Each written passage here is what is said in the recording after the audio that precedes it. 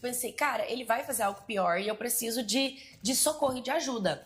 Como eu não tinha coragem de contar isso pra ninguém, era bem na época da festa junina da escola. Então tava todo mundo ali na festa junina e tal, eu decidi compartilhar com as minhas amigas e contar pra ela o que tinha acontecido. E quando eu contei pra elas o que tinha acontecido, elas me encorajaram de contar pra diretora. Então eu fui até a diretoria e contei para a diretora o que eu estava passando dentro da minha casa. Aí a diretora ligou para o conselho tutelar e ligaram para minha mãe. Quando a minha mãe chegou na escola, ela chegou junto com o meu padrasto.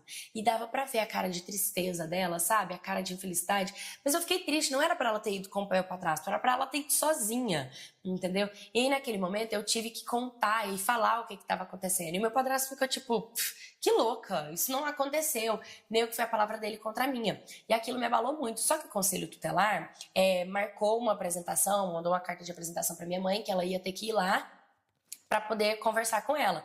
E quando ela foi no conselho tutelar, o conselho tutelar falou para ela que ela tinha que tomar uma decisão e que eu não podia viver no mesmo ambiente que o meu padrasto. Senão, ela estava correndo risco de perder a minha guarda.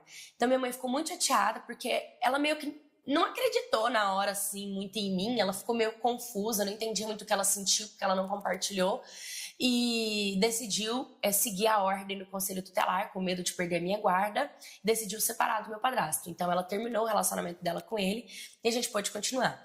Com o tempo, né, a gente veio a conversar, algumas pessoas da minha família não acreditaram em mim, porque ficaram tipo, nossa, mas ele era um cara tão legal, ele era tão gente boa, né? E ficaram meio que contra mim. Só que depois, com o tempo, eu tive um pouco mais de força para falar sobre o assunto. Minha mãe viu minha fragilidade, eu consegui expressar para ela o que eu estava sentindo e desde quando isso vinha acontecendo, como vinha acontecendo, compartilhei tudo em detalhes e foi quando a minha mãe realmente acreditou em mim. Foi quando ela comprou a minha história e ela realmente viu que ela não estava enxergando as alterações que estavam acontecendo comigo, com o meu corpo, que ela não viu que ele realmente era capaz de fazer algo, porque eu acredito que quando a gente ama alguém, é difícil a gente acreditar que essa pessoa é mal, né? Que essa pessoa faz uma maldade com o outro. Até porque com ela e com os outros ele era muito amável. E comigo também, com os meus irmãos ele também era, né?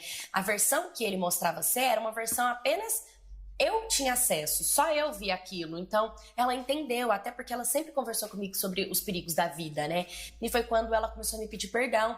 E o apoio da minha mãe, o pedido de perdão dela, o reconhecimento dela de, tipo, não ter me abraçado desde o início, ter duvidado de mim, de ter colocado em dúvida o que eu estava falando, foi muito importante pra mim, ter o apoio dela, ter o carinho dela, ter o amor dela e o pedido de perdão dela, o reconhecimento de que não foi certo, principalmente o atendimento, né? Ela ter entendido que